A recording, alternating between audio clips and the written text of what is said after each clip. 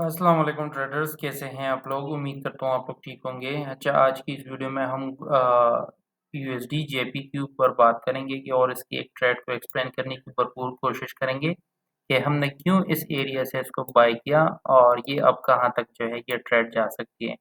तो इसका सिंपल सा एक रीज़न था। अगर यहाँ पर आप लोग देखें तो यहाँ पर इस मार्केट ने पहले बनाया 1, फिर 2, फिर 3, फिर 4 और ये रही 5। जब 5 वेव्स किसी जगह पर कंप्लीट होते हैं तो इसका मतलब ये है कि ये डायरेक्शन अब बाय में जाने वाली है, ठीक है।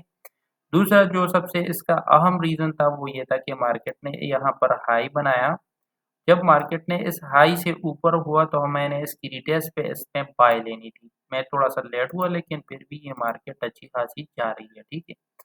और चौथी जो सबसे इसकी बड़ी रीज़न्स थी वो हमारे पास थी डे 1 में। डे 1 में अगर आप लोग यहाँ पर देखें तो मार्केट ने इस एरिया को बेस बनाते हुए यहाँ से एक सपोर्ट लेनी थी।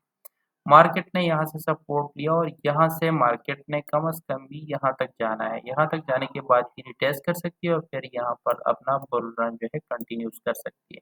अगर मार्केट इसको ब्रेक करती है तो फिर इसकी रिटेस्ट पे हम मज़ीद इसको जो है फिर सेल कर सकते हैं। तो अभी हमारा इस ट्रेड में कोई भी लॉस नहीं है, तो इसको चलने दें क्योंकि हमने इसको ब्रेक इवन कर रखा है।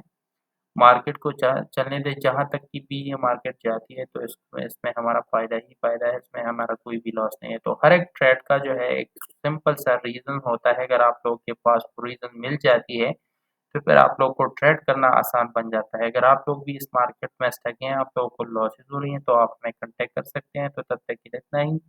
मिलते हैं किसी और टॉपिक पे। अल्लाह हाफ़िज़।